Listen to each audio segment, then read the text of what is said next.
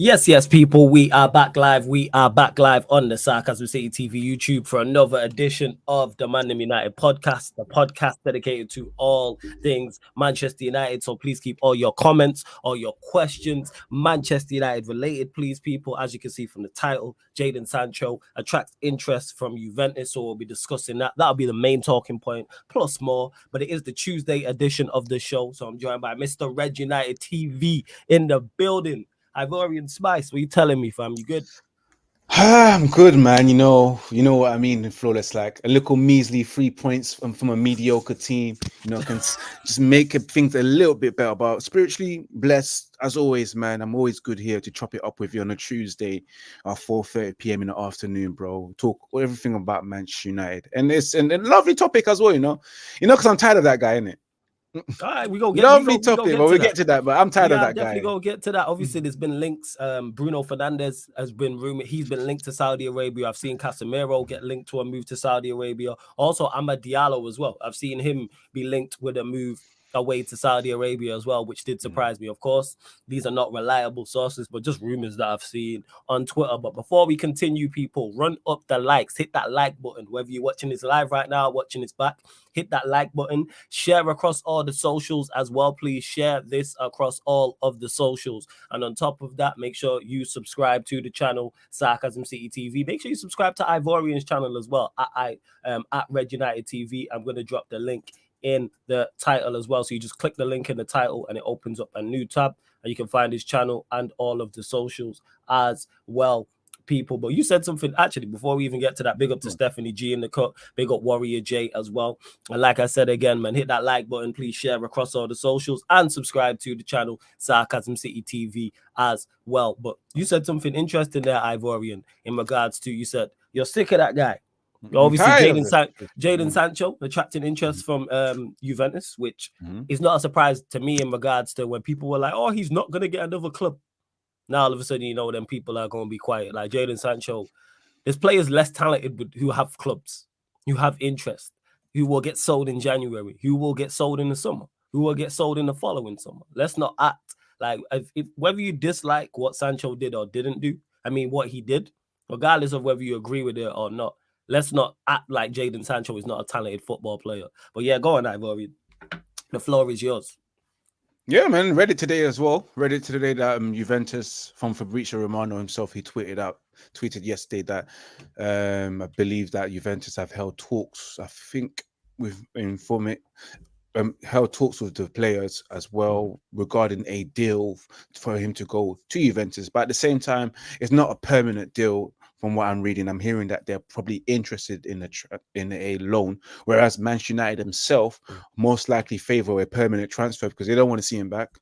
They don't want a loan and then potentially bring him back in the near future. They want to get rid of him. If it's a loan that they're offering, but it has to be a loan with an option, no, with a mandatory fee and a mandatory offer to buy, not something that's optional, in my opinion, because of what's taken place. Reading that news today, I'm not gonna lie to you, Flawless. Like I said before, I did say to you guys, I'm tired of this Sancho guy, bro. Because at the end of Oh, the talk day, about this interesting take. Go on, no, carry I'm on. tired. No, I'm just tired of the duff moments. I'm tired of the soap opera. What did do that day? It's another international break, and we've been linked.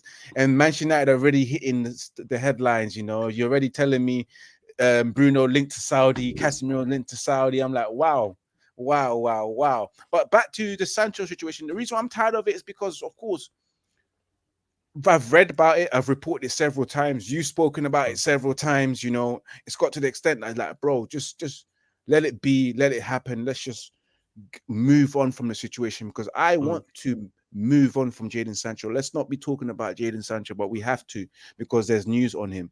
The reason why I'm tired of it is because, of course, I back my manager in his stats, whether people don't or not. And I also support Manchester United. I put Manchester United first. I'm not Play FC or Manager FC or Ownership FC. I am Manchester United Football Club fan, bro. That's who I support. And I don't tolerate any player that behaves in a certain manner and then showcases it online based on what happened between him and the manager. Because at the end of the day, because when you say stuff like you're willing to fight for your position, you'll do anything to play for this club and make this club great or whatever he said. Because I still got that picture of the message that he left and post and what's called pinned. He did say he's willing to fight and he'll do anything, you know, to fight for this club. Doing anything to fight for this club means you do anything. Don't just say I'll do anything, and then when you say okay, apologize, you're like, whoa, I don't mean that. It's like saying you're telling your girl that I'll do anything to get you back. When she tells me marry me, you're like, whoa, wait a minute. I did say I'll do anything, but I didn't say I'll marry. But no, but you said you'll do anything. Yeah, you get the point you're making, but go on. I get the overall point. Don't say stuff to put fans as on your side to say that, oh, look, he may have done this, but he's willing to fight for his position. He's willing to play for this club and represent this club. Because really and truly, you're not, in my opinion, you know. You're in my opinion, you're not. Fair enough, you've got treated badly, you're allowed to behave the way you want. You know, I've got no problems with that. But once you behave like that, I see you differently because you're supposed to be part of the family. And sometimes family members do act up. It's true. You know, and sometimes family members do get cast away, and then we don't talk to them for a very long time. And that's the situation that I'm at right now. To me, he's a castaway member when we actually do need him in this situation, because look at us in the position that we have right now with Anthony and the injuries and etc. We actually do need JADON Sancho to be participating in this group. But he's made his decision, and he has to sleep with that. And the reason why, because the moment he's being punished, and the moment it's taken forever since September, we're in November. I've wiped my hands. Like I actually believe that he's no longer at this club, Flawless. I don't talk about Sancho like he plays for Manchester United because the decision has already been made.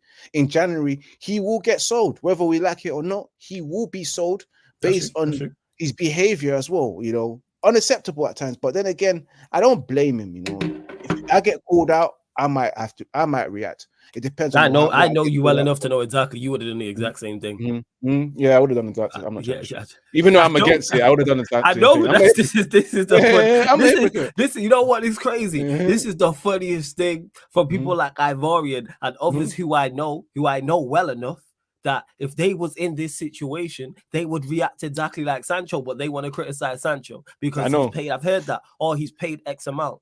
Some people, you can't pay enough to disrespect. I don't care, like I've said before, whether I'm on 350k a week, whether I'm on £350 a week, whether I'm on £3.50 a week, whether I'm on 3p a week. There's no amount of money that is going to allow you to disrespect me verbally on a public scale worldwide. That's just what it is. People can talk, unprofessionalism, all this one. You're the same people, some of the same people, I should say, in the work office who will take disrespect from your boss because it's your boss. Fuck all that. I've had it out with many bosses. You know what I'm saying? I've said it before, I say it again. Those that know the Boondocks, I've had more jobs than Uncle Ruckus. I've done so many different things before I got to this. I've done so many different jobs, and I've had it out with so many bosses. Some bosses love me. I'm saying the certain bosses I still have love for to this day. Treat me with respect. You know what I'm saying? Because you're the boss, you think you're going to talk to me any type of way.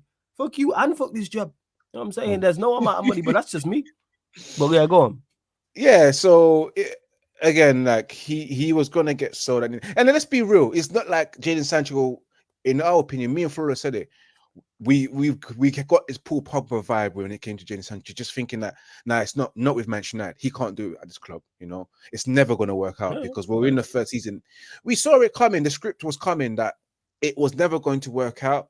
But the manner and the fashion it ended in is not what you wanted to see. You know, you wanted to see the player play until the end of the season and then part ways, not have an argument. You know, and then become something like internal matter, and he's disciplined for it.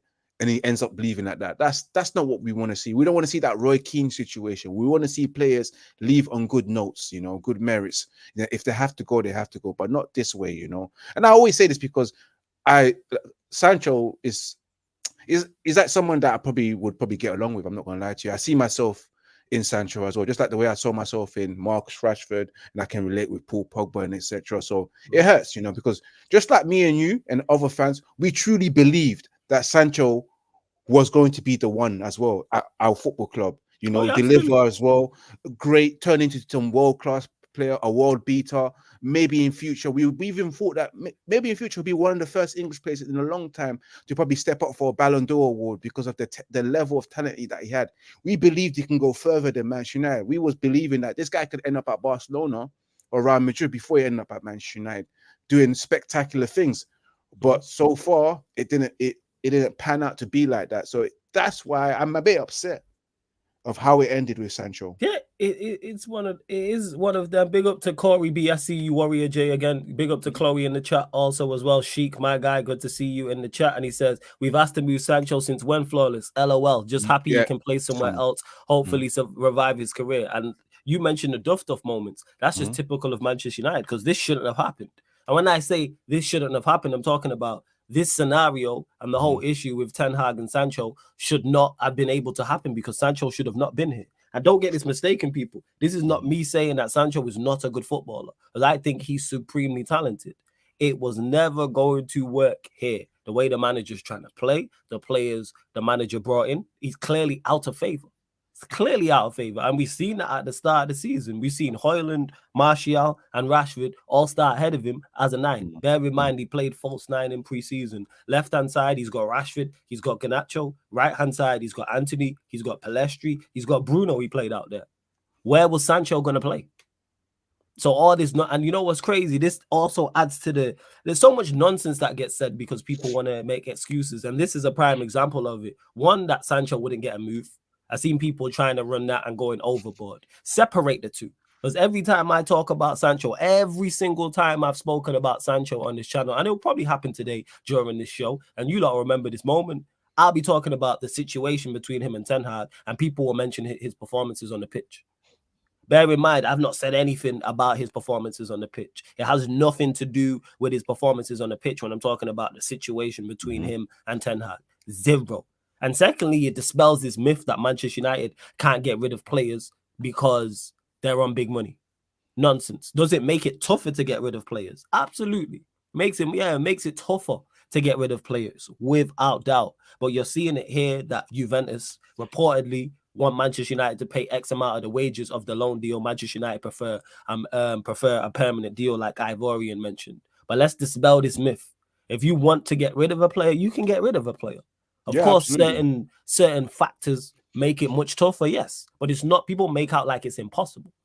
Nonsense. It is nonsense. Yeah, you look at Eden Hazard, for example, the way Real Madrid just said, you know what, we're going to tear up the contract and get rid of you, you know. And look at Aubameyang with Arsenal in that kind of situation. It wasn't a huge amount of money. And Ozil as well, huge amount of money. They found a way, if they can get rid of him. You all watched the Arsenal documentary. Eddie was like, you know what, if this is the way, we've got to go to cancel. We're going to call up the lawyers and see what we can do, you know. If Manchester United really truly wanted to be ruthless and get rid of players, money shouldn't be an issue. You know what? Let's call the lawyers, give us our options of how we can terminate this contract or go agree a mutual termination. They could have done that with Sancho a while back, you know. They could have done that with Harry Maguire, like certain players a while back during the summer, you know. You don't have to keep them because you want a thief in return. This is Manchester United. It's supposed to be one of the richest clubs in the world, but it doesn't behave like that. So money shouldn't be an issue. Yeah, and big up to my guy Steve, been a member of the channel for 13 months. If you want to join the membership, links in the pinned comment. Big up to you, Steve, real one. Big up to, you know, we always got these people. See, Sarcasm City TV, the best. You know why? Because we constantly have less like legends in the chat. We have goats in the chat. Big up to Saeed every single time. Go subscribe to Saeed TV. Says big up brothers in the chat. Saeed, hope you're blessed and everything. You look, man, all the time. Look, man, you would have thought like you just in the chat and Saeed pops up.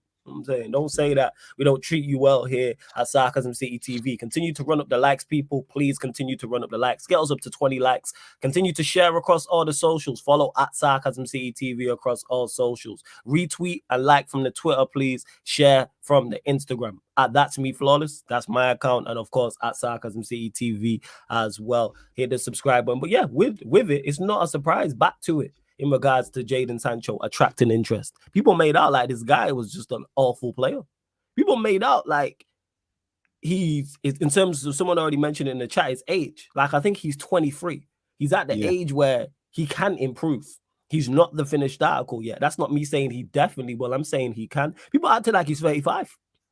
You know what I'm saying? People acting like he's 35 over the hill and his best days are behind him, like he's 23 years old and is still a talented footballer. Don't let the fact that you don't like how he dealt with the situation with Ten Hag cloud that judgment. And this is me saying this, who said all summer long, sell Jadon Sancho.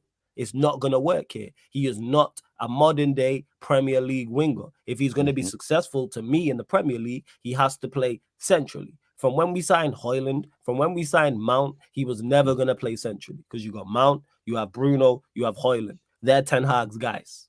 Hey, Mount ain't even his guy like that. But Bruno and Højlund are definitely his guys and are going to play regardless. So he wasn't going to play centrally. And I already mentioned the other players who we've seen play as striker.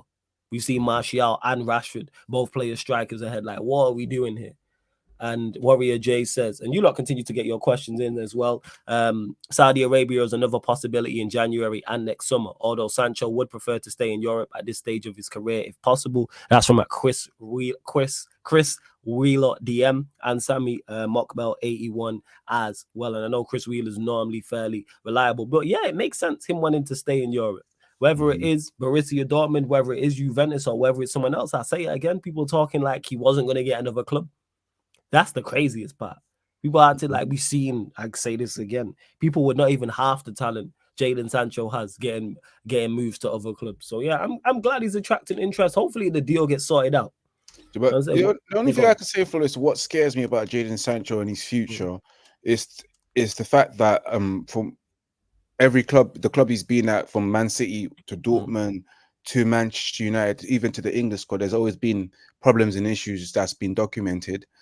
And it seems to be most likely they lean towards the attitude problem and then the players' commitment of actually taking this game seriously as well in terms of his career. And I look at him, I think JADON Sancho don't end up being a Rafa Morrison, you know, because I see him playing whatever, doing these things privately, chilling with the Harlem Spartan ManDem back in Kenneton and all that kind of stuff. Don't lose track of your talent. I know, man knows about them here. Harlem Spartan. That's the man. That's where he's from. That's where he's from in Oval. So that's the hood he represents. Yeah, but don't lose sidetrack, because when you're a professional footballer and you've made it and you come out the hood, yeah, just stay focused, because I don't want it to be in a situation where you're sidetracked and you allow your attitude problem to take over your career.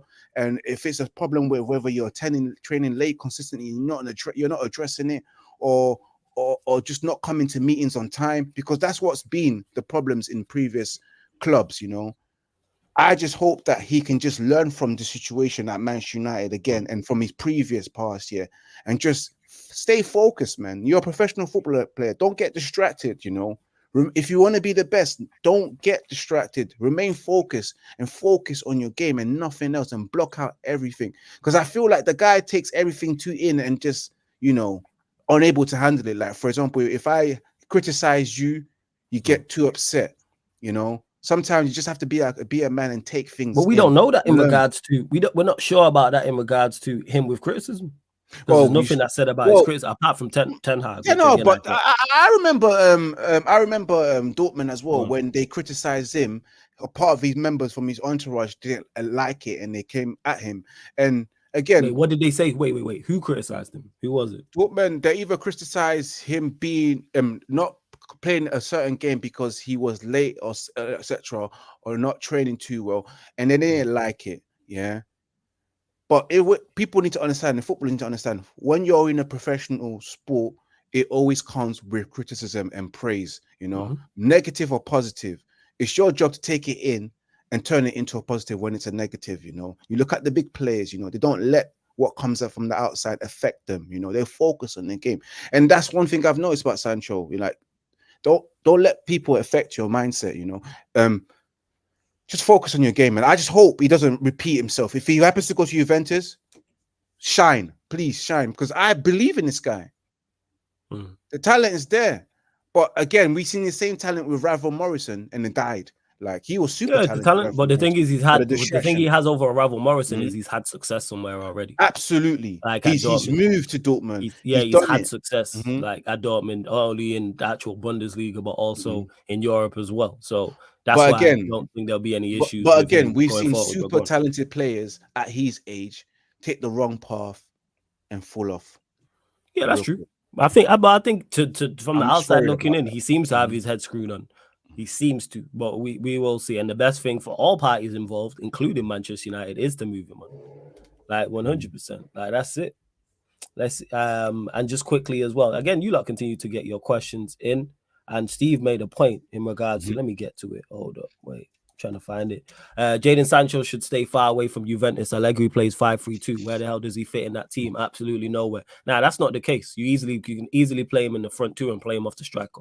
Obviously, yeah. You could easily play him in there. If you're playing 5-3-2, that actually suits him. Like I said, him playing centrally. So from a 5-3-2 perspective, you can play him off the striker as part of the two. Or if it's 5-3-2, say you have 2 6s. Or, say you have 2 6s in the midfield, he can play as a 10 behind 2 strikers. So you can fit in. 5-3-2 is flexible. If you're a 10, because that's what that's what I actually think his best position is, you'll be fine. That don't mean he can't play out wide people elsewhere, but I'm just using this as an example because Steve says, where does he fit in? So off the striker or in the midfield. Either or, he'll be fine. I think so anyway. But I don't watch Juventus like that. But if that's the formation, I don't think there'll be any issues whatsoever. Warrior J goes on to say, let's get to this. Saudi Arabia is another possibility for January and next summer, although Sancho would prefer to stay. Oh, no, I got to that one. Not that one. There's another one. Here it is. Juventus are ready to offer Jadon Sancho an escape route from Manchester United in January. Representatives from Juventus were in the UK last week and made contact with United over the possibility of a loan move for Sancho in January. Borussia Dortmund are also considering a move to bring Dortmund back. So that's 2 teams right there. He'll be fine. He's definitely going to have suitors. He's definitely going to have suitors, flawless. Didn't Sancho play in a striker position during the preseason? Yes, Warrior J played as the false 9. And then we never seen it again. And question for you guys from Sheik. Don't you think they would do a swap deal, but any players from Juventus you'd want to do a swap for? I'll let you answer that first. Vlahovic, bro, they're striker, bro. You want Vlahovic? Yeah. We need a ready-made striker, number 9, ready to score goals.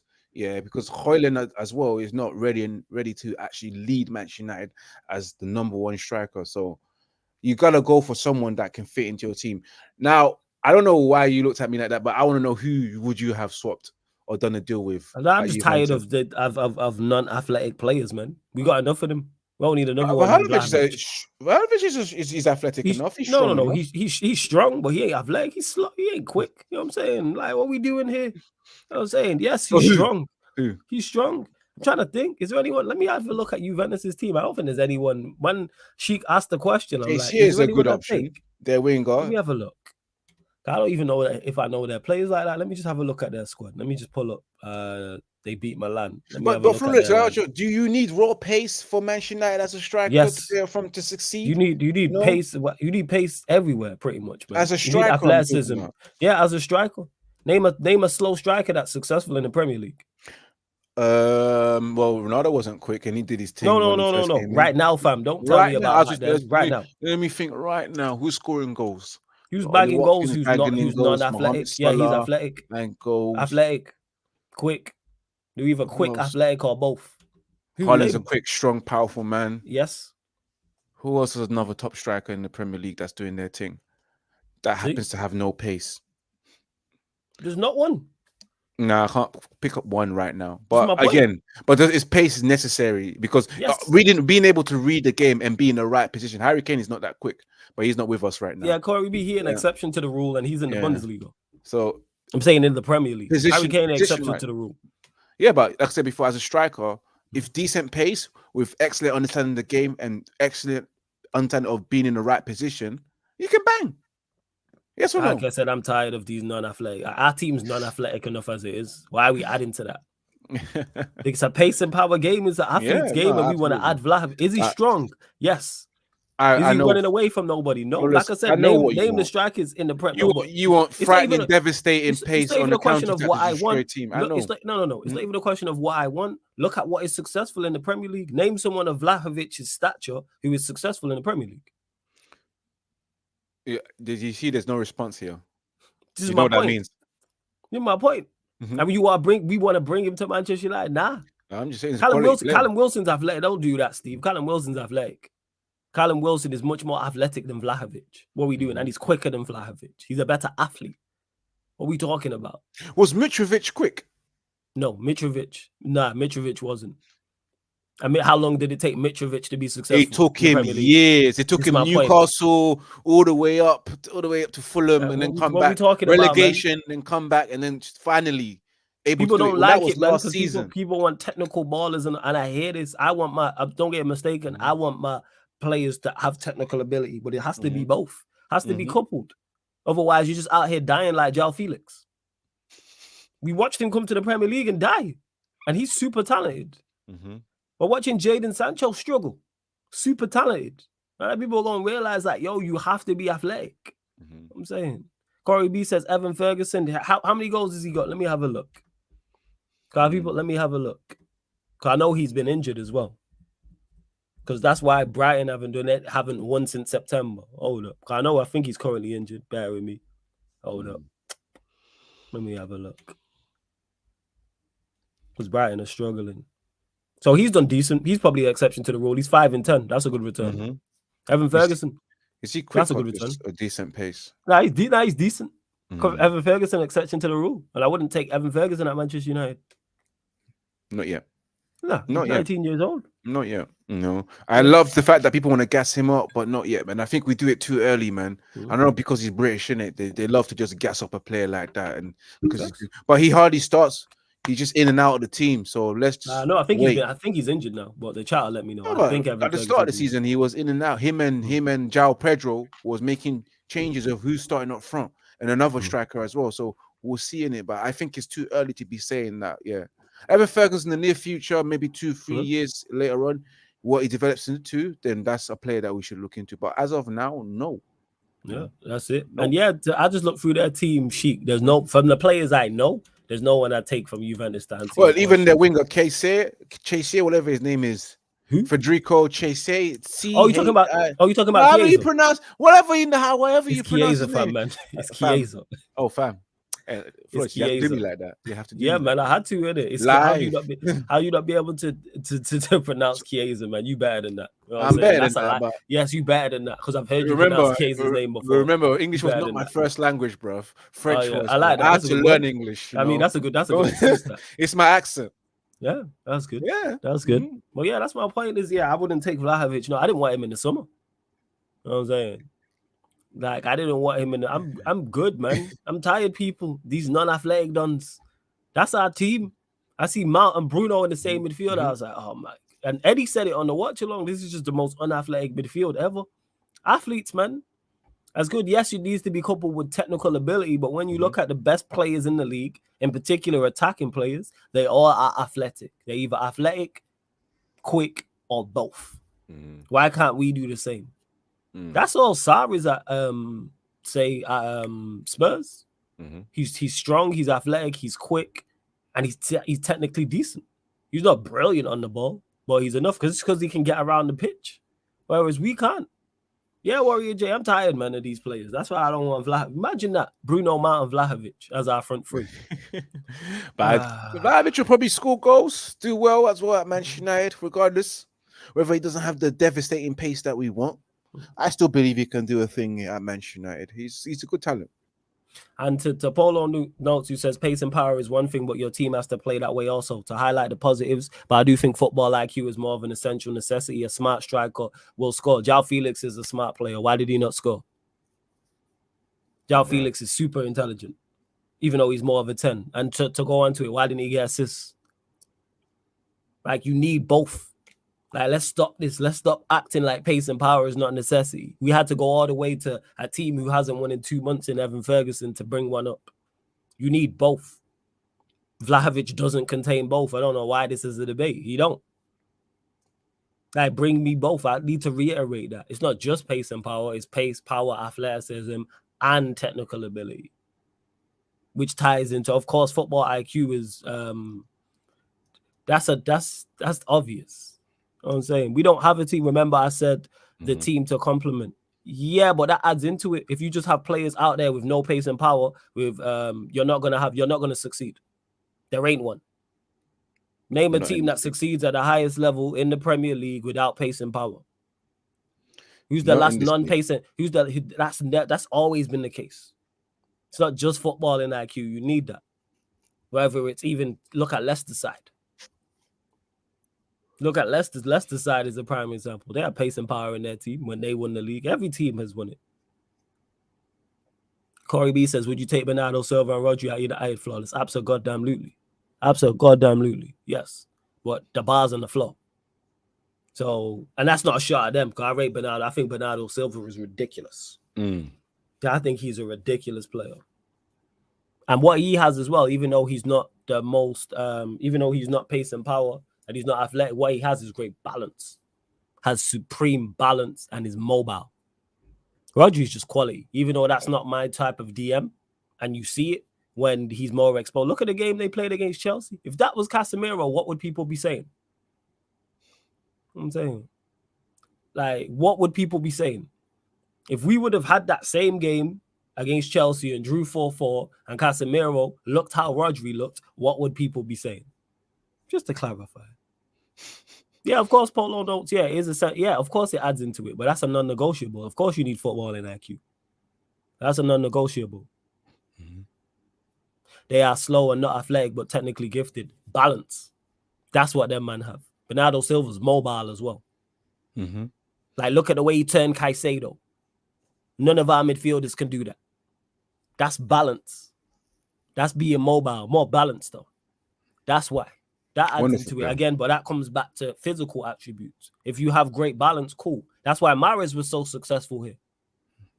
Because Mahrez had he wasn't pace and power, but he had exceptional balance and he was mobile.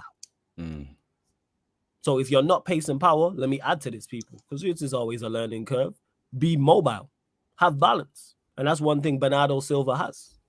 So he's an exception. Again, no, he's not an exception to the rule because you need physical attributes. That's what I should say. Have to have physical attributes and balance add into that. And let's not act like Bernardo Silva don't have physical attributes. You see him winning duels, bruv. There was a moment where he was playing holding midfielder for Man City in that system that Pep was playing, like three at the back, 2-5-1 or whatever he was doing, you know. And then Bernardo Silva was playing a holding role and just dictating from deep and challenging, intercepting, all sorts. You even saw her against Chelsea on the weekend. Exceptional football player, you know, both either foot, left or right. Just the balance is there and the strength as well. So if people look at Man City like they're not full of physical players, I don't think they've seen their team, because from the back all the way to the from the back to the midfield, physicality with technical ability, pace. And physical, clever. That's what I need to start saying rather than pace and power. I just need to say physical attributes. But go on, carry on. But you look at a Pep team mostly. If you look at Barcelona's an exception where they had players who were not physical, but because they knew how to keep the ball and they knew how to intercept and press really well, they will get stuck in. But this Man City team, you look at the back, full of height, full of strength, physicality, yeah, technical ability. All of them have it from Ruben Garcia to Akanji. You look at Stones. You look at Guardiola as well. Another one, strong, quick, got everything to his game. Kyle Walker, not a joke, man. Rodri, tall, strong, and everything. The only person that I will say that are quite diminutive, that's got the balance and they're quick, or the players that Foden, the players that Bernardo Silva, but they can still hold their game. Well, you know? But again, that comes down. That's a fit, but people don't associate that with a physical attribute. But it is balance is a physical attribute. So that ties in. So I need to stop saying pace and power. Say yeah, that's physical. Like I said, someone who don't have like that turn that Bernardo Silva did to Caicedo was ridiculous. If you don't have great balance, you cannot do that. None of our midfielders can do that. One of our midfielders that can do that. That types into physical attributes. But people don't associate balance with physical, but it is a physical attribute. Tashiku said we've had strikers in the past that haven't been pace and power, though flawless, that have done well. I wouldn't say they were world class though. The only one that was successful here that wasn't pace and power was Robin van Persie, and it ties in very much like Bernardo Silva. Phenomenal balance. Van Nistelrooy you could add in, but we sold him and got better. Zlatan did well for his first season at Manchester United. Yeah, cool, but what did we win? No, I'm just saying, just another example of a striker. We're talking the creme de la creme. Like that's where this stems from. We're talking about going to compete for major honors. We didn't compete for major honors with Zlatan. That's not all on Zlatan, but I'm just saying is. Yeah, Berbatov's a shout, but what did we surround Berbatov with? Pace. Tevez, Rooney, Ronaldo. And Elite we have to go back to 2008. We're now in 2023, where the game has shifted even more towards a physical game. The Premier League was always physical. Now it's even more physical.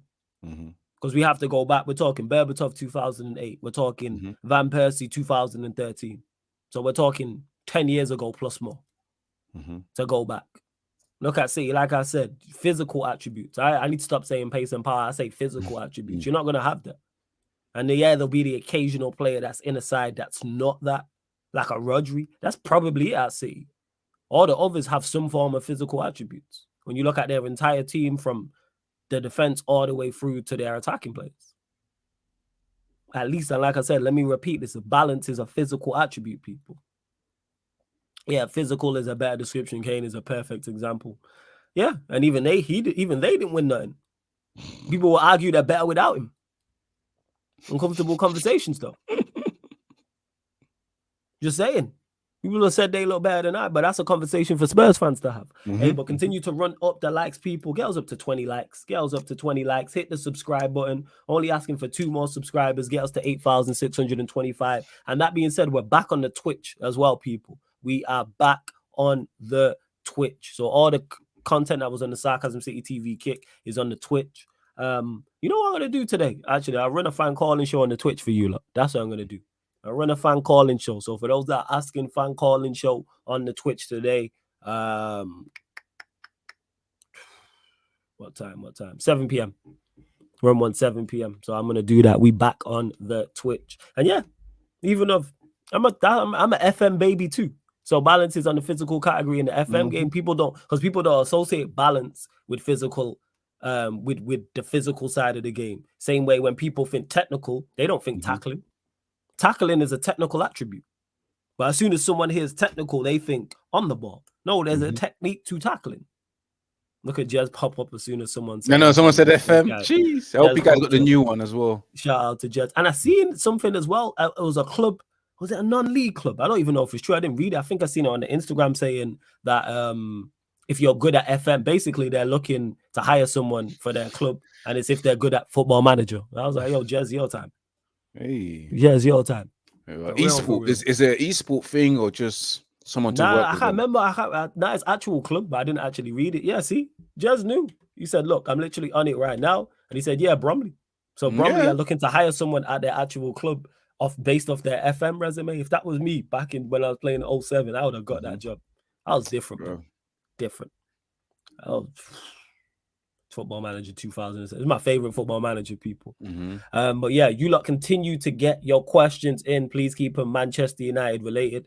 Make sure you subscribe to Ivorian's channel, Red United TV. The link is in the title. So you click the link, it opens up a new tab. You can subscribe to his channel. It's also underneath in the description. It's also on the featured channel page as well. And it's underneath in the description of every live stream. Not just the one Ivorian, not just the ManDem United Ivorians on every live stream. His channel is underneath in the description. But let's we've discussed the JADON Sancho thing. Let's switch lanes.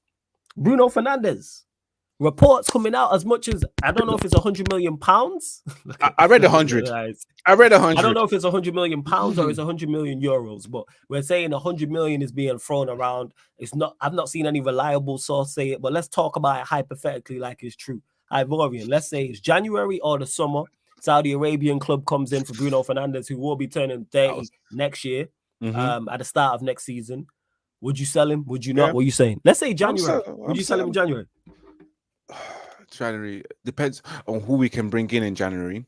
Then I would say yeah, but it's a bit too soon. And I would say the summer because then we can plan for that properly. Knowing Manchester United, they've not prepared to sell a Bruno in January because look, we don't even know what the ownership situation is. We don't even know who's on our next CEO is going to be, like director of football. So that would be too soon. So I would go with the summer because of course we need all our players. But definitely I will sell him. Flawless, without a doubt. You know what I've always said. So in January you're 50-50. What about the summer? Yeah. The summer, 120% flawless. I'll be selling him. You know, I've said it before. I've campaigned. I've posted clips and videos telling that we will never amount to anything serious.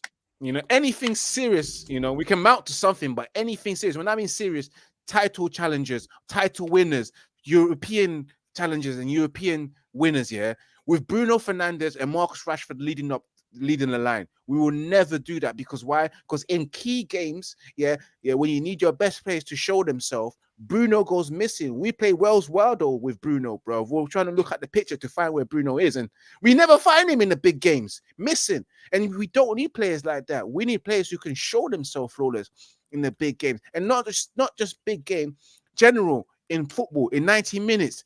Keep the ball, retain it, recycle it. You know, and what's it called? Dominate, dictate. You know, we've never watched a game where for 90 minutes it's been Bruno dictated that game and controlled that game like he's supposed to be as a real playmaker or number 10 that he is. You know, he ain't, which he isn't. He isn't. But yeah, I was selling, man. I've got no time for players like that, you know, because I'm serious. I want Manchester United to be great again, and I know we can never be great with players Make like Manchester Bruno. United great again. Make Manchester. That's my campaign. That's my political campaign. Make Manchester United great again. Because Ronaldo tried to do that and he just bailed out. Yeah, dropped the ship real quick. No. Let's not do that. No. He wanted to do that when it suited him. Because he was here for a year and kept his mouth shut. He didn't say nothing. Yeah, I know. But no, definitely get rid of Bruno, man. I would get rid of him, man. I'm not trying to be malicious or rude or anything or disrespectful or not acknowledge or discredit what he's done for this club. But let's be real. What has that achieved? What he's done for this club, this wonderful GA, like that seems fraudulent. Because when you watch this guy play, you wouldn't believe he has this amount of GAs to him because it's not the same player. Yeah, no, it's true flawless, bro. That's why I call him Hush Puppy's cousin, bro. Mr. 419, you know, Yahoo boy. Bruno is, you know, a top scammer because he's fraud a lot of people. He scammed a lot of Manchester United fans.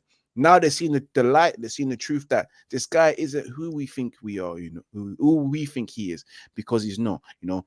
Big games, normal games, you're what's it called, flat track bully when it comes to those Lutons, when it comes to those Southamptons, you know, when it comes to those, you know, the small teams, you know, bottom of the league team. But when it comes to mid-table and top echelons teams, you're never showing yourself. So we can't have a player like that. And if Manchester United want to truly get themselves to that level, you need to sign players who are consistent from 0 to 90 minutes, game in, game out, like every game, pulling out a 7 out of 5. Once in a while, in a blue moon, a 7 out of 5. That's yeah, I wish they could pull 7 out of 5. 7 out of 10. Sorry, that's I wish they could pull a 7 yeah, from my that's exceptional. That's exceptional. Yeah, that'd be exceptional. Beyond, then we wouldn't be here criticizing. You know what I'm saying? If these man could pull 7 out of 5. But if a man like that can pull 7, we want to play that can pull a 7 out of 10. And once in the blue moon, maybe a 6 out of 10 because it's a tough game. But Bruno Fernandes, every game, I'm giving him a 5, a 6. Would no more than a 5 or a 6 all the time. So yeah, I was selling, bro. Yeah, and shout out to Abs getting mad. I know some people say all niggas look alike. You know what I'm saying? But we don't. But salute to my brother Rants. My name's Flawless. You know what I'm saying? So I love that. So I don't know if that's purposeful or it's not. But shout out to my guy Rants. You know what I'm saying? That's bro. That's family for life. But yes, wrong stream. You know what I'm saying? If you're gonna criticize me for something, I'm gonna say, please at least call me by the name I am. Please, you know what I'm saying? If you really want to, you can call me Carlos. That's absolutely fine as well, Abs. You know what I'm saying? That's fine. You know what I'm saying? I've been called a lot worse. But if you're gonna, you know, like I said in it, like I know some people say, oh, niggas look alike, but we don't. Just to clarify, you know what I'm saying, you've heard Ivorian say flawless multiple times. People in the chat say flawless multiple times. But hey, you know, hey, salute to you, Abs. Big. I don't even think he read the banner. The banner even says flawless. Hey, read the banner across, going along the bottom there, people. You see the banner? Bottom and right underneath his mic, it says, "That's me, flawless." How are you going? Nah, you're doing it on purpose. And he's not new here. Yeah. He's looking for attention, man. Yeah, that's what it is. Always looking for attention, man. But cool. You know what I'm saying? Chelsea fan wants to defend Ronaldo, but here we are. Made that make sense. Big up to my guy Eddie in the chat as well. Large up Eddie in the chat. Let's see what else you lot are saying as well. Oh yeah, and back to the question I asked Ivorian. I'm selling Bruno today. What are we talking about? We'll deal with 100 million. 100 million is a lot though. 100 million. Buy.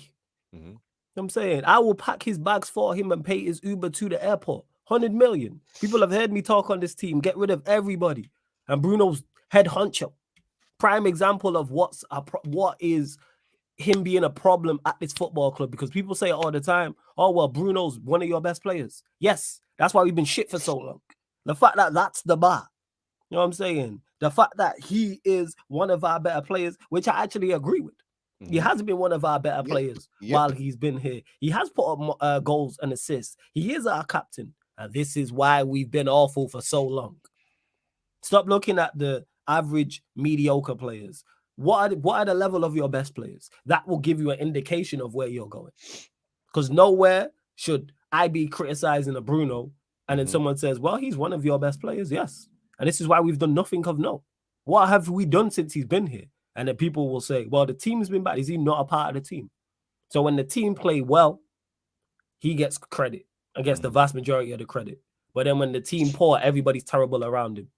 You just stop. But yes, I'm selling him. What are we talking about? I'm selling him for half that. 100 million. I don't know if it's euros or pounds, but I'm selling him. Buy Saudi, please. I need this deal to go through. I need this deal to go. Yes, Polo knows. Buy. You know what I'm saying? Wave him off on the plane myself. Buying some whatever he wants at the airport. Is gone. I'm tired of these, man. No, Flawless, we can't sell him for half, man. We have to sell him for 100 million. We don't have to show them the video clips of him playing. Just show him his stats. Don't look at the video. Look at his stats. 100 million, right? Because that's the only way we'll con people to sell him for 100 million. You know what I mean, Flawless? Because if you show them the videos, they're not buying him. Full 90 minutes clips. Is it euros, Daniel? Big up, whatever it is. I don't care if it's euros, if it's pounds, if it's yen, if it's dirhams, if it's monopoly money, if it's Wakandan dollars. Get him gone. And again, this is just not just him. This is everybody. I'm taking 100 million for anybody at this point. I'm tired. Said this. I'm tired. I'm done. Starlord says 100 million. Even I'm selling. That tells you. And he the Bruno Stan. And he the Bruno Stan. And he's saying, yeah, 100 million. I'm saying half that. If they pulled up with 30 million, buy. Buy. You know what I'm saying? Good to go. It's time to move on. And big up to Eddie as well. I wanted to get to something as well. I didn't even know what is this? He says, I'm not even a fan of the Casemiro news. This rebuild seems like a money-saving opportunity. Is it you talking about Eddie? I'm guessing that he's also been linked to Saudi because I've seen Casemiro, I've seen Bruno, and I've seen surprisingly Diallo, who is still injured. What was his injury? Hopefully he can get back fit and playing anyway. I don't know. Because I want to see Diallo actually get a run in the side just to see what he can do. That's it. Just to see what he can do. Big up Dan Levitt as well. Good to see you in the chat as well, my guy. So in regards to Casemiro, flip it on you. Would you sell Casemiro to Saudi for 100 M's? Oh, for 100 M's, yeah. That's you're selling a 31-year-old for 100 million. Absolutely, yes. But if you're asking me in general, like to sell him without that 100 million being the question, no, because I believe Casemiro is one of our best players in our midfield, one of the best defensive midfielders in the game as of today. You know, regardless of who's doing their thing, and a much better, much more leader than Bruno. And he's won things. You know, we need that experience within our team. We need someone that's done it, being there at the highest level. You know, to actually help and nurture some of these players who haven't done it at all. We need that, Casemiro. So I wouldn't sell him in general, but if you offered me 100 million for 31-year-old right now, I will sell him and bring in someone else that's probably going to be way better than him or at his level, that has got the potential to go past his level. Like, for example, if we was quoted 70 million for Chouameni to bring in, to replace Casemiro for 70 million, then I will do that. I'll be honest with you. You dreaming, man. It's Chouameni, you know. We can hell of a dream. We can dream. We can dream. As a Manchester United fan, all we do is dream. You Martin Luther Spice over there. Yeah, you know bro. We're Man United fan. We've been dreaming for 10 years, bro. We've been dreaming and it's been a nightmare. That's what it's been for the past 10 years. That's what it's been. It's been a nightmare. That's what it is. The Glazers been out Freddy Krueger, you know? Yeah. And in regards to it for 100 million, you can 100 M's. That being said, obviously this ties into what I've said about getting rid of everybody and having some actual structure at the football club. Big up to Warrior J, always on job as well. And he says here, Paul Mitchell and Dougie Freeman are among the early contenders to be Manchester United's new sporting director. Side note, for anyone who's of my age or slightly older or actually knows, is that Dougie Freeman who played? Is that the striker Dougie Freeman? He played for Palace. Let me have a look. Is that him? No way is that Dougie Freeman, the striker who played. I swear he played for Palace or someone like that. Wait, 1 second. Freeman, let me have a look. Dougie Freeman, who played for Palace, right? Is that you're talking about? Yeah. Yeah, I think it was. Yeah, he's the current sporting director of Crystal Palace. Jesus, I'm getting on. Yeah, he played for Palace. Please, Yeah, he played for Palace. It's this him. is Yeah, this is Douglas Alex Freeman. This is crazy, people. That's how you lot know, yeah? I don't be talking shit. How do I know that? Off the top of the dome. Mhm. You know, like I knew it. As soon as I seen the name, I was like, is that Dougie Freeman who played for Palace? Yeah, I'm looking here because they're saying he's the sporting director currently right now. He is Palace. currently the sporting director at Palace, Huh? but let's no disrespect, man. See, this is the things that we're doing again, like being linked to people who ain't done it at the highest level. We're an elite club, you know. We're not here for players, people to run the club who's learning on the job. We already have that in Richard Arnold, John Murtaugh, and Darren Fletcher, who's learning in an elite club on the job, doing it for the first time. Yeah, just like when we was linked to a scout from the championship team or League One team last week, we spoke about it, or 2 weeks ago. It's the same situation here. I don't like these type of news because I want the best of the best, you know. Dougie Freedman has been at Crystal Palace, yeah, and Crystal Palace, to me, you know, one of my local teams, have never been consistent. You know, never been consistent in the Premier League. They sometimes play in a relegation fight, or sometimes just make it mid table, just underneath, just in the top of page 2 section of the Premier League. But him, in terms of the talents that he's brought into Crystal Palace, yes, he's brought in some. But Good, looking here, yeah, because they're saying I'm reading here. This is Wikipedia, Mark. Sorry to cut you off. Guehi and Elise to name two. They're the two. But go on, carry on. They're the biggest two that he's brought in. But go on, carry on. Carry on making your point, fam. I look at what he's done at Crystal Palace. The only good thing about what's come out of Crystal Palace was Elise and Eze. Yeah. In terms of Guehi as well. You gotta throw Guehi as well. Mark Gay as well, coming from outside from the academy. But apart from that, that's it, flawless, man. What is his credentials? Tell me what's his success. You can't tell me his success because he hasn't really succeeded in anything. We don't need to be linked with Crystal Palace staff members. We're only supposed to be linked with the best staff members who work at Juventus, who work at Milan, who work at Barcelona, who work at Real Madrid, steal them from Man City, steal them from Arsenal, you know what I mean? Steal them from Borussia Dortmund or PSG, you know, elites of the elites, you know, people who's done it with credentials, who have strong, solid CVs. None of these guys who are just up and coming. We're not up and coming for when you're at the top. And you're like, you know what, let's give him a chance. We're not at the top. You know what I mean? We're not at the top to be giving people chances, like to do it for the first time. No, that's what stresses me out when I read stuff like this. Like, why are we linked to men like Freedman, Dougie Freedman, ex-Palace player, sporting director of Palace? We don't need that shit. The Paul Mitchell is what we need. So you're with the Paul Mitchell one then? I'm with the Paul Mitchell because he's been there, done it. You know, Southampton, Tottenham, Monaco. You know, RB Leipzig. You know. Was put in charge of the Red Bull franchise as well. You know, players who's done it at the highest level and proven and shown their success. Not players that, mediocre teams. Yeah. And look at Crystal Palace. Yeah, if he was successful, they're a solid outfit. Yeah, they're a solid mid-table team. Yeah, they'll be solid. Yeah, that's what they are, Palace. They're a solid. You know, they'll be a proper strong, solid mid-table. They'll be finishing 6th and 5th. And then from there, I can say, okay, there's something there. There's something with this guy. Also, you're saying if he had done more, if Palace were doing better, like if they say they were moving, like say they was top 7, top 8, you look at it more than them being just a mid-table. Top talents coming through, like you see, like you're like thinking, this guy's good, this guy's good, this guy's good. Like where they getting their plays from? Then I'd be like, I will entertain it, you know, because he's probably like one of the best up and coming sporting directors in Europe or the world, whatever. But he's not. No, he's not. That's fair. In regards to, I agree with you. Like, I like the fact that we're being linked to DMs, linked to directors of football, sporting directors. I like that. Should we be aiming higher than Dougie Freeman? I hear your point. Like, what has he done at Palace to be in the conversation? And this is my concern in regards to the foolish people we have within the Manchester United hierarchy making these decisions. Why is Dougie Freeman an early contender? What has he done to warrant being on the list? Like Paul Mitchell, even though it was years back, has actually done things of note where you go, that makes sense. Why are we not trying to go and get the best in class? We have too many times we have people learning on the job. Why are you at Manchester United football learning on the job like it's work experience? This is Manchester United, flawless. What are we doing? Foolishness. That's what exactly.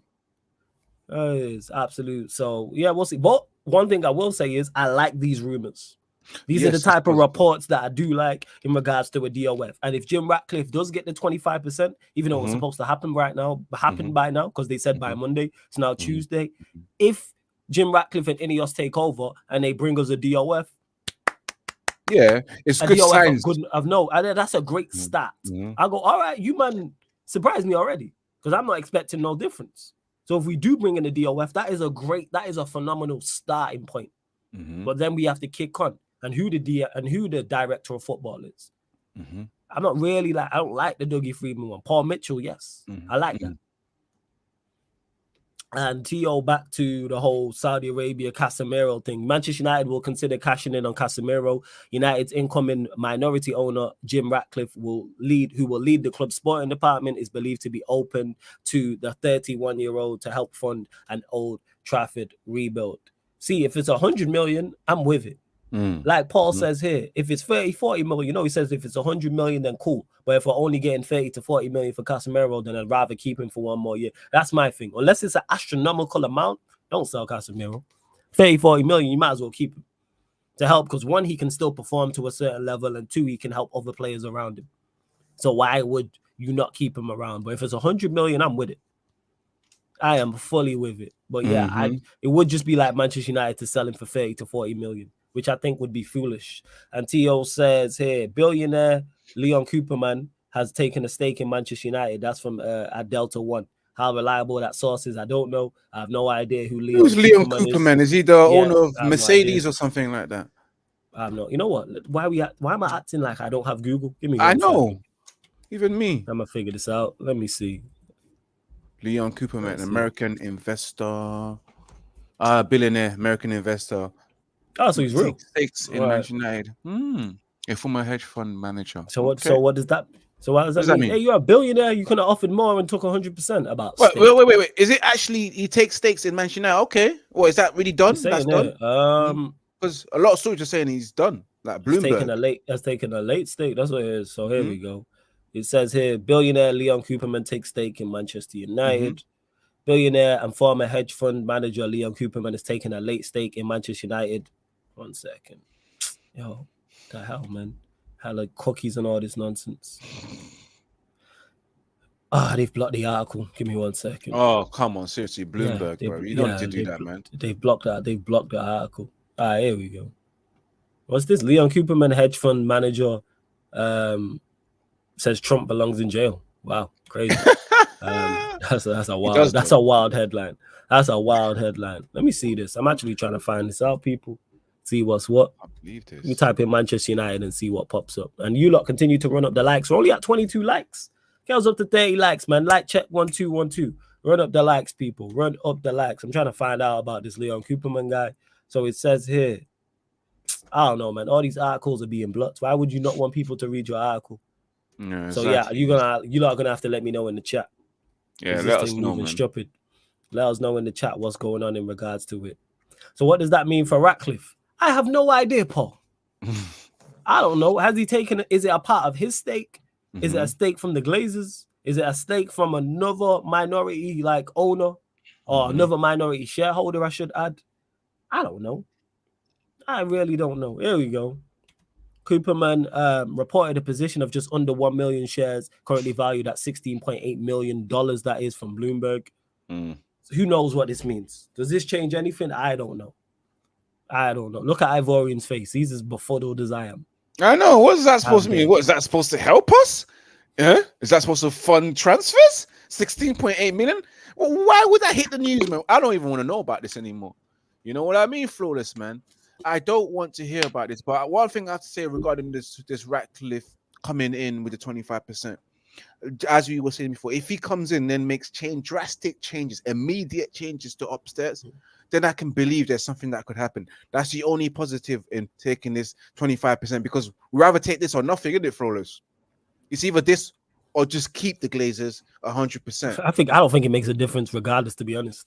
It could make a potential difference if because he's getting the control of Sporting control, and Okay, that's so the let's talk only because me and you difference. haven't spoken about Yeah, that. let's talk about this. What does that mean, though? So that would. So for That's a example, when I question, say yeah. what does that mean? So let's say for argument's sake, Jim Ratcliffe will use the DOFs that we're reportedly linked with. Jim Ratcliffe and Ineos want Paul Mitchell. The Yes. Glazers say no, we want Dougie Freeman. Who ends up becoming a DOF?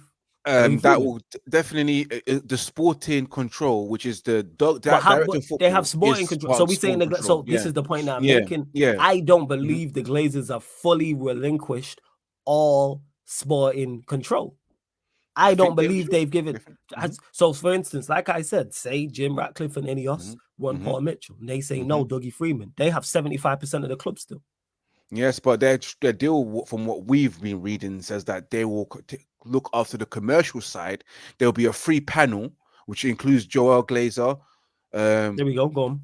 That other guy, what's name? Jim Ratcliffe's right hand man. I don't even know his name. Starts with a B. Chris something. Yeah, don't know his name. Brailsford, whatever his name is. Is I it don't Brailsford? care. I don't know. I have no idea. But that would be the free panel running the club.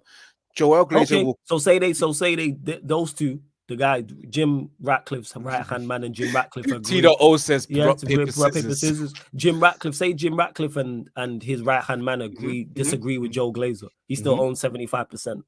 What I'm saying is I think he can still overrule them. I think so too. But so again, then what does it matter? It's still the Glazers in charge. Let's see what the contract says. If the contract says I take care of sporting control, does the sporting control mean I hire the director of football, the sporting side of it, the scouts, the coaches, the manager? Do you know what I mean? And also the sporting director, whatever it is. Does that mean I have full control of the sporting operation side? Because that's what I understand. Or do I have to report to you? Or do I have to report to you? And 25% doesn't buy much, in my opinion, because still 75%, I'm the outright owner of this club.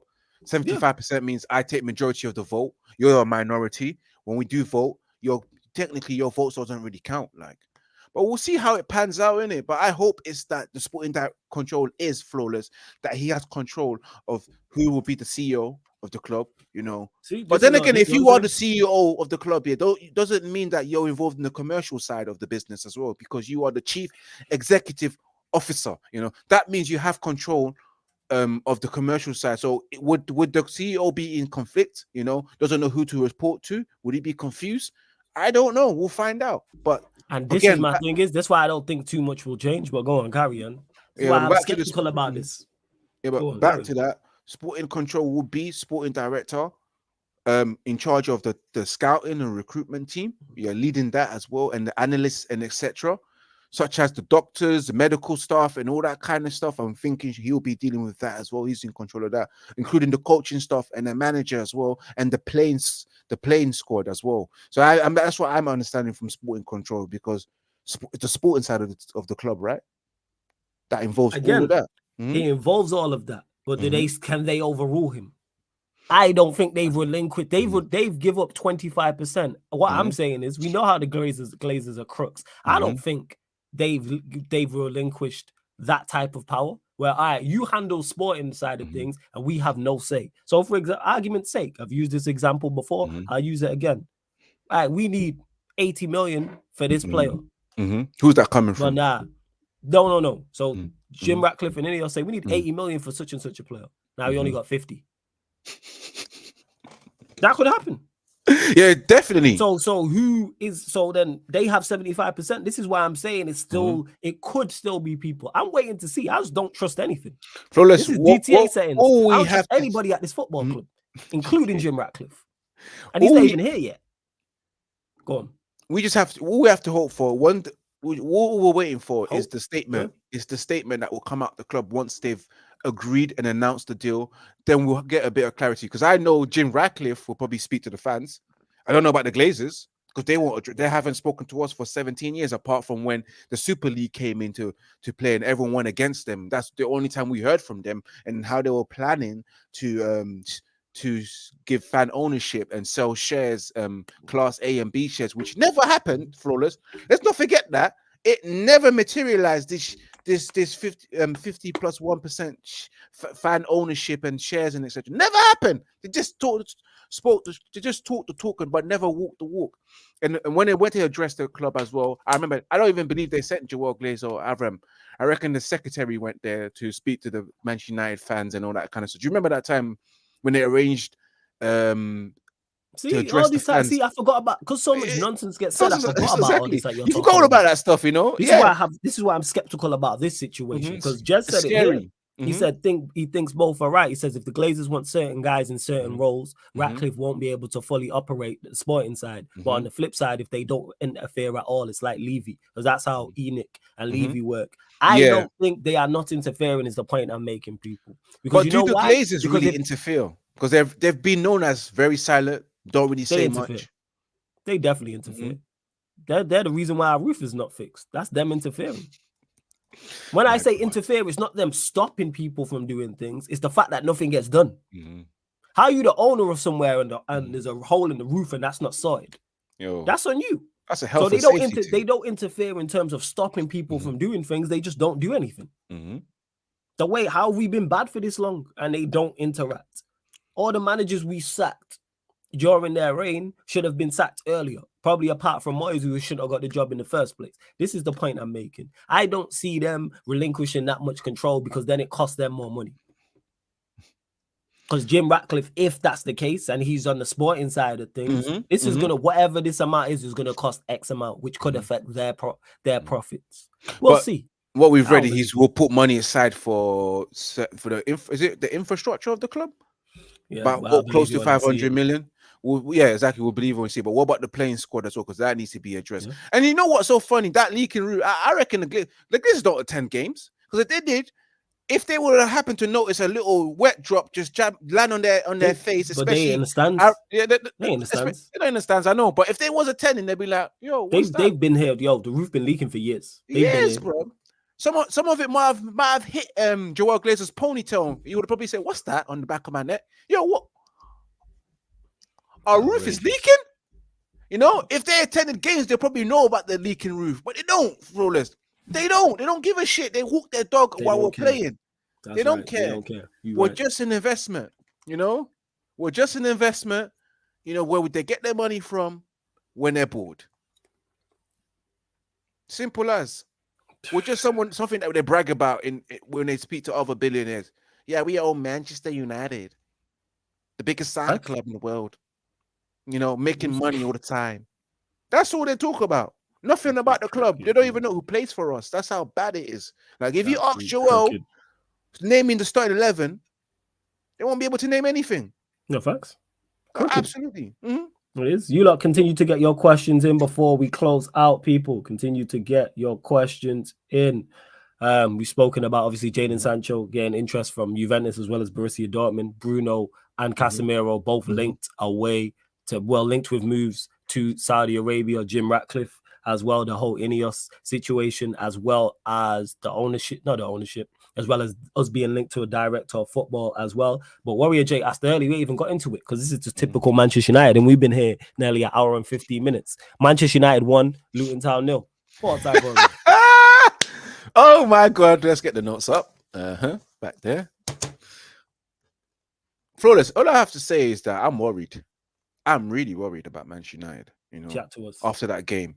You know, Luton Town, whose stadium is partly made out of a residential home. You know, we couldn't trash them. We couldn't defeat them in a manner that we thought would be satisfying. You know, a 3-0 or 4-0 win. A 1-0 win transpired on Saturday at 3 p.m. against Luton, where I was just like watching that game. I was really like, wow, Luton, who can't even pick up points, who are struggling in this league. We're struggling towards them. We're struggling to beat them comfortably. You know, there's not much I can say about that game. It's the fact that we got the winning goal. Lindelof got the winning goal, but we was bang average, Flawless in the first 45 minutes. Not doing much at all. We was quite boring as well. I think the only good things were Onana's saves. You know, Onana showed himself. That was the only person that played well. Maguire played well as well in that game. But in the second half, again, another abysmal performance from Manchester United. I'm worried. Has been consistent all the way throughout November till this date. Till this day, as the Bronze Bromo will always say. To this day. You get me? And I just watched that. I'm just worried. I left that match worried. I'm like, it was awful watch, dreadful. You know, it hurt the eye again. At least we got the 3 wins. But guess what, Flawless? We're the most informed Premier League team. Yeah, in 5 games. I don't know. I thought that was a joke. I was like, are you taking the piss? You really taking the piss? And then we'll bring out these wonderful feats and stats of Erik ten Hag being the first Manchester United manager to get over 50 wins in this amount of games and all that kind of stuff. The highest win ratio, you know. They were bringing it all up. That don't mean nothing, but we move. But bro, we were in form. In the Premier League, we're in form, apparently. The 1-0 wins are taking us places. But guess what, Flores? And if you look at the Premier League table, we're 6 points behind, 6 points away from second place. I don't understand. You know what that shows? I said it yesterday. We have been shit. How bad the Premier League is in terms of quality. That we're 6 points off third or second or whatever. We're 6 points. Imagine we was average. Imagine we was a competent team. We could be top of the league right now. Not saying we win the league, people, but we should be there to capitalize if the top teams don't do what they're supposed to. But hey, we should be happy where we're at. Yeah, but I'm worried though. I'm really, really worried. If we can't do it against Luton, and we're struggling against the game before that, losing against Copenhagen as well, and when we have a man down and losing from 2-0 up and cannot manage that game through to the end, I'm extremely worried, man, because it can get worse than this. And I did say it before that we will have to suffer for a while before everything becomes great, you know, especially under this manager. You know, we're going to go through a lot more pain and hurt, you know, just get ready for it, you know, get used to it. How long do you think when do you think he gets sacked? Let's dig in. Let's talk about it. Because I know without asking you, because me and I've already haven't spoke. I know you don't think we get out of the Champions League group.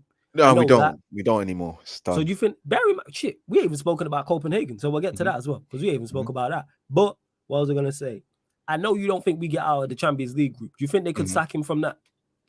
No. If we lose to Galatasaray. No. All right. What happens? Because I've seen Manchester United take their goddamn time when it came to sacking Oli when he was supposed to be sacked numerous occasions, and Gary Neville stopped one of those sackings. Even for Jose Mourinho, they like to hold it because why? Manchester United ownership not sure who the next manager will be. You know, that's the fact. They're not sure who will be. So if they was to sack Ten Hag right now, they don't have a plan. They're not like Brighton, who will sack a manager within 2 hours. They've already replaced him because they already, you know, planned this out already. They already saw that this could go this way. Manchester United are not sitting down thinking, okay, who are we going to sign if we was to sack Ten Hag in 2 or 3 weeks' time? They're not sitting down and strategizing. So I don't feel like they will sack him. And to be honest with you, what's good sacking another manager, in my opinion? Because it's going to be the same cycle, especially with these players here who I'm sick of. You know, Flores said, you know, he'll push them all off the cliff. I will drop kick them all off the cliff, bro. I'll drop kick them with energy, with a run up as well. Obviously ensuring that I don't fly off with them. But yeah, with these players, I don't trust these players with another manager, Flawless. Not at all, because they will do the same thing. And with this ownership, first thing I want before Ten Hag is sacked is address upstairs. The ownership situation is a limbo. Yes. Address that first. And then get rid of players. And then the manager, you can address that later. But right now, although I'm not convinced he can do it under this ownership, but maybe under different ownership probably can with help and support. It's not easy. For those who play Football Manager, you'll understand that managing Manchester United and getting rid of those deadwoods is not easy. If you got Football Manager right now, you couldn't even sell Maguire for 10 million when you offer him. I'm not talking shit. I'm not talking shit, Flawless. Those who manage Manchester United on Football Manager know how hard it is to get rid of deadwoods. You know, and those players and the standards of Manchester United have really dropped down, even the training facilities. But back to this manager, don't sack him. You know what? Let's ride it out until the end of the season because he did do good last season and he deserved a full season, even though if it means hurt, we're gonna have to go through hurt until the good comes, you know, because maybe it's the players that we need to get rid of first before we get rid of the manager. Yes, I understand that. I'm with all, but go on, carry on. Yeah, but yes, I understand this manager does stupidness as well. Yes, he makes mistakes. Yes, I acknowledge that. I acknowledge that, bro. But at the same time, I've seen his plays for 5, 6, 7 years under various managers. You can't tell me Louis van Gaal, who was a Champions League winner, is a shit manager, and they couldn't do it under him. You can't tell me Jose Mourinho, who's won 2 or 3 Champions League titles, who's a serial winner, elite manager, they couldn't do it under him. Like, he's not a rubbish manager. Ole Gunnar Solskjaer is a different story. We don't talk about him and Moyes. They were shit. We know, but they're still not good enough. But then they relied on these players, though. That's why I don't hear it. Like, I agree with you in regards to these players will do this to the next guy. Yeah, so how about the players? How about the next manager and the hierarchy get rid of these players? Who's continuing to play these players? And people say, "Oh, who else have we got?" Well, you spent 300 million. So if the squad's still bad, that's on you. If you spent 300 million and you don't have any good options and your excuses, well, the squad is bad, you should be sacked off that alone. And again, I agree with you. But there are hindrance. There are hindrance because the manager wanted to get rid of certain players, and the club didn't want to agree sales when the sales were there, like 60 million for Scott McTominay, Flawless, and Maguire. We're accepting that, right? And if we accepted the bid. No, we accepted the bid for Maguire. But if Harry Maguire wanted the rest of his money, you'll give it to him, right? Yeah, you should have paid him off. Exactly. Yeah. Jadon Sancho shouldn't be here. Okay, if that's the case, and you're being handicapped to that point, then leave, resign. Yeah. You're being handcuffed. He's handicapped. The foundation of him is not there. You're stressing out on getting players. We're always doing things late, and we're taking long as well. So like there's been hindrance on his side, and the club hasn't helped as well. But back to the players. Those players, I don't trust them, Flawless. And I want them to be addressed first. And I want the ownership as well to be addressed. Then the players. And then the manager last. Because then we will truly know whether the manager really is capable or not capable. At this moment, people are thinking he's not capable. Even myself, I'm in doubts. We're 50-50, me and you. So we're probably leaning to the outside more nowadays, Wait, leaning outside to what? Say that again? To ETH out. Oh, in regards to that, I've already said he's got to go.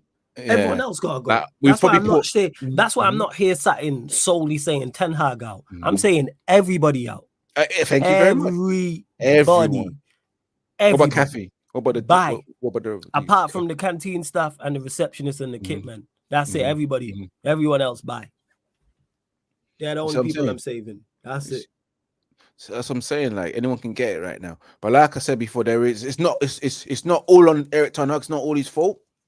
There is a lot of folks to be blamed all over the place. It's not just him; it's him as well, and him and him. Yeah, you know what I mean? Yeah, multiple. There's definitely multiple. And to Sotomayor, who says he only gets sacked after Sir Jim takes over. Sadly, big up to my guy Ed in the cut as well. And he goes and say Glaze is definitely slimy enough to palm this off on sacking the manager to Ineos. They probs wouldn't want the negative PR from sacking another manager. The only thing I think the Glazers care about is the money. Let us get knocked out of the Champions League. I think he's gone. I said two. I've given 2 moments. It's either if we get knocked out of the Champions League, or on the flip side, we get packed in by Liverpool. They're the 2 things, and I could see that, and they'll be close together as well. So I don't see it happening. The reason why someone mentioned Bayern Munich, the reason why I don't think we'll sack the manager after the Bayern Munich game, because I believe is it Liverpool straight after, and you're not going to sack a manager before a away trip to Liverpool. Like I said, he's gone, people. He's not making it to. I don't think he's making it to 2024. That's what it is. Big up talking ball as well. And then when he's gone, the question is who? What, we bring back Oli again to be caretaker manager for until the end of the season? Another bring me a DOF. What we doing? What we doing? Bring me a DOF. That's what I want. I'm saying, bring me a DOF. Yeah, definitely bring us a competent DOF, not just say DOF, a competent elite DOF, a quality DOF. Yeah. Same way if I said bring me a midfielder, quality midfielder, of course. So I get your point. So Logical says from right now, how does Manchester United get top 5? Manchester United are not getting top 5 because we don't have a top 5 team. We don't. It's only one way. Win. We're not getting top 5. We are capable if we got the right people in place. We would have been capable, I should say, because this league is not good because we're currently sat 6. Flawless. Do you see better of Manchester United once all the injuries are back? No. See, actually, no. I tell a lie. I think we're better, but I don't think we're better to the point people think I don't think it makes a significant difference. Will we be better once Casemiro's back? Martinez is back? Yes. Who's scoring the goals? Our biggest issue for those that, and this is the crazy part because people keep mentioning this injuries things. Our biggest issue is scoring goals. We have many issues on the football pitch. Scoring goals is the biggest issue we have. We've scored 13 league goals in 12 games. Casemiro and Martinez going to significantly help that. No, will they help us going forward? Yes. Martinez in terms of pushing the ball through the lines. Also Casemiro in terms of going forward. They are not transforming us. We need to be transformed. We need a significant difference going forward. Who's scoring for? Who's creating and who's scoring? Don't worry, I'll wait. No one's scoring. 13 league goals in 12 games. Our strikers only got one goal between them in the Premier League. What are we talking about? One goal. One goal.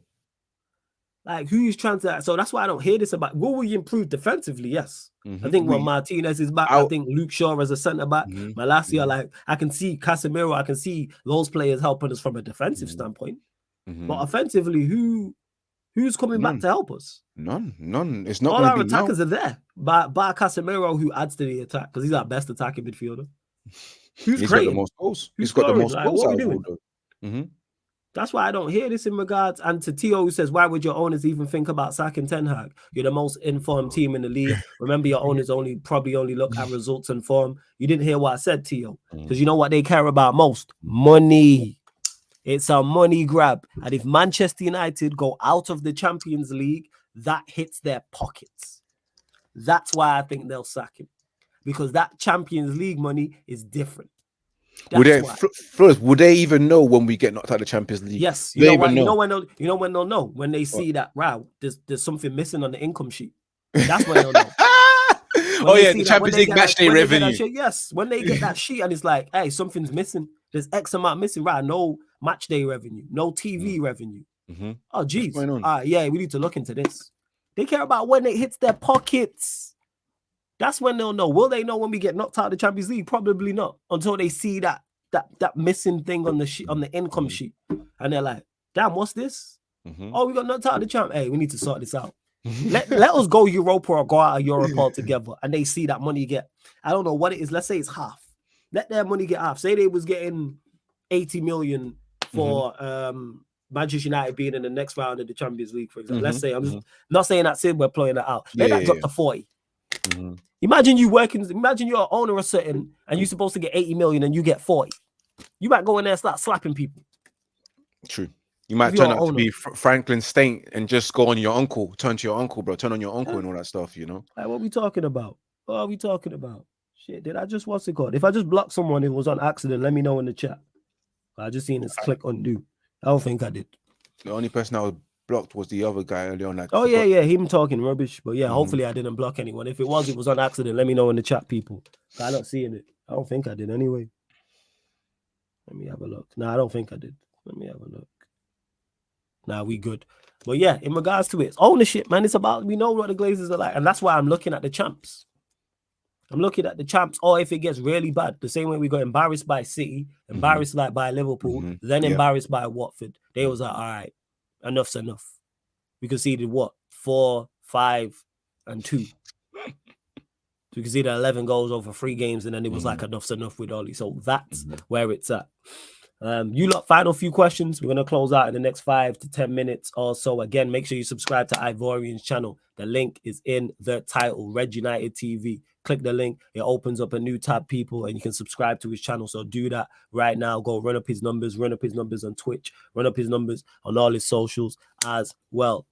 Oh yeah, I forgot another thing we forgot. Typical non-Manchester United, Harry Maguire running his mouth again. What did he say? Or did you not see it? Someone put his quotes in the comments. Someone give me the quote. I know he's been fighting for his position in running his mouth, talking about he feels vindicated staying at Manchester United and how he's playing well and all types of nonsense. Oh, it's like, really? Vindicated? Yeah. I'm just more so, were you not part of a defense that conceded 4 goals to Copenhagen? Of course you weren't at fault, but you was a part of the defense. Again, self-awareness is in the bin, man. And this is the situation that we're going to be facing because we would want to see the back of Harry Maguire, regardless if he's playing well so far in January. But he'll probably justify and say that I told you I'm not the problem. Look at me. We're playing well. We're winning games. You know, we hardly lose when I play. You know, you remember him. He said we hardly lose when he plays, but we've been losing flawless when he's been playing. So you get me? And he's going to use that as an excuse to stay. And don't get mistaken, people. Mm-hmm. He has been. Sorry to cut you off. He has been playing well. Plaudits, but just don't say anything publicly. But do you know what that also shows me? Lack of accountability. You're Yeah. saying that being vindicated, but you've been playing shit. Have you not acknowledged the fact that you've been playing shit previously, and you feel vindicated, bullied, attacked, scapegoated, like you never played shit? This is what I don't understand. Lack of accountability. Like Maguire thought. I told before, Maguire's been seen living. He probably goes to bed to his wife, says, I can't believe I get paid £190 to play football. I'm shit. I wish he got paid £190. Yeah. Nah, he's still a living as well. Well, is he on 100? Is he on 190K? No, £190,000. Yeah, I think he's about close to that. Is it? That's close crazy. to 200K. Like still a living. Manchester United captain, former captain before. Like, I don't think he should come out with that. In my personal opinion, just be quiet because he's playing well. The thing is, people, don't get it mistaken. He is currently playing well, and he has been playing well over the past few weeks. Cool, continue the form. But obviously, man, just want to do up this. But then when you're criticized, it's unfair and it's nah. You can't say what you want to say publicly, and then when you get criticized, no. And don't talk when we're beating teams that don't mean anything to us. I will understand if you were scoring the winning goal against them in a Man City derby recently, and you scored that winning goal against Arsenal, and we were sitting second, close to first place, and you scored a winning goal again in Copenhagen that we just lost to. If you was doing that while I was winning, then come and talk all that talk, and then I won't say anything. I'd be like, you know what, Fairs, my man's been leading the team, scoring winning goals, performing exceptionally, last minute tackles, last ditch tackles, balls over the line, all that kind of stuff, saving us against Haaland, which he never did. If he was doing that, have that talk, If you got 6 goals to your name as a centre-back right now, then have that talk. But you don't. Just because you scored the winning header 2 weeks ago against Copenhagen in the Champions League, you have all this talk. Just because you got man the match 2 weeks ago, in the first time in God knows how long, you're having all this talk. This is what I mean about Manchester United players. Ego. And just facts. And just to clarify, Corey B, my bad. That was an accident. I timed you out by accident. You should be unhidden right now. That was accident. I did that on my phone. Sorry, my guy. Much apologies, Mike. Because you're a member and you're here on a regular. That was completely an accident. I didn't know. You should be unhidden right now. So yeah, that was on me. I knew I had someone on accident. So yeah, you should be back. Corey, big up to you, man. My apologies. It was an accident.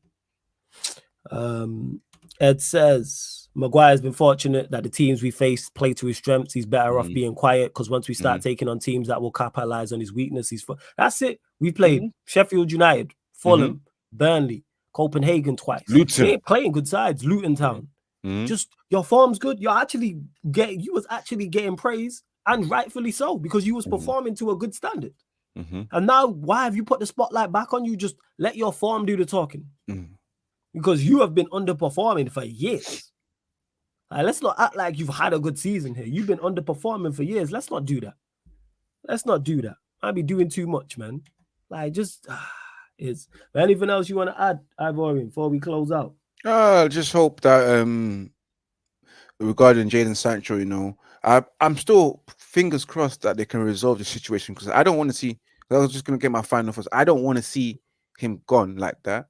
Even though I'm a bit stubborn and I think that he should be sold, but I really and truly, down in my heart, I don't want this to be this story of this pathway of another failed expensive transfer. I want successful expensive transfers. Everyone that we signed for over a huge amount of money hasn't been successful, and I really wanted this one to work out. And then going to Bruno Fernandes, my final thoughts on that is I would welcome that sell if it has to be 100 million. Would. And then Maguire needs to shut up. Just shut up, man. Just shut up. Let your football do the talking right now. Yes, you've had a few games, but this is not the time to talk. Just shut up and focus on it, man. But big up to everyone as well, man. It's been one fabulous show as well. Yeah, man. Always, man. Always. I've already let them know. Again, Corey B, my bad. Like I said, timed you out by accident. But let them know where they can find you, what you got coming up, all that good stuff. Don't forget, people, Ivorian's channel, Red United TV. The link is in the title. It's also underneath in the description of this live stream and every other live stream, and on the featured channel page as well. But yeah, let them know what you got coming up, where they can find you, all that good stuff. Yeah, I'm live this Thursday at 5 p.m. And I've got some short. I'm thinking of releasing some short news clips as well for Love this that. week, because obviously it's this international break. And we don't. I don't resume until Manchester United's kick ball in their next game, so that'll be the next watch along. But yeah, subscribe to Red United TV on YouTube, and subscribe to Red United TV on Twitch or wherever. Follow Red United TV on Twitch or Rumble, Kick, and follow Red United TV 1 on Instagram. And if you want to follow me personally, I've run_Spice for the Twitter and also for the Instagram. But yes, and if you want me to follow you back, just message me and I'll follow you back. There you go. Hey, love to everyone who has locked in. Big up. Don't forget, I'm at 7:30 p.m. people. There will be a fan calling show. We're back on the Sarcasm City TV Twitch. So fan calling show, people. Fan calling show. What was you going to say? Yeah, fan calling show. So we're back on the Sarcasm City TV Twitch. That's open for anybody to call in, and all the kick content. So all of the Premier League watch-alongs, Champions League, FA Cup, NBA watch-alongs, NFL, boxing, Formula One. All of those shows will all be back on the Sarcasm City. Members Q&As all back on the Sarcasm City TV Twitch. Rajat, big up to you. We're back tonight, midnight UK time, people. In regards to Sarcasm City TV, midnight UK time, we're back. The Manchester United Liverpool show. The kick's still there, Warrior J, but we're back over to the Twitch. You know what I'm saying? So yeah, everyone re-download the Twitch app. 7:30 p.m. Like I said, 7:30 p.m. we will be back on the Twitch for the fan call-in show, people. Fan call-in show. And then Sarcasm City TV Gaming YouTube channel, Pro Clubs. We're running that back 9 p.m. UK time. So make sure you subscribe to the Sarcasm City TV Gaming YouTube channel as well. So much content, people. So that's 7:30 p.m. on the Twitch fan calling show. That's UK time. 9 p.m. on the Sarcasm City TV Gaming YouTube channel. Both links are in the comment section and underneath in the description. And then following that, midnight back here for the Manchester United Liverpool show. Check out the upcoming live stream schedule. Make sure you check out the Twitch schedule as well, because that lets you know Twitch you can do a schedule on. It's not unlike Kick, so very similar to YouTube.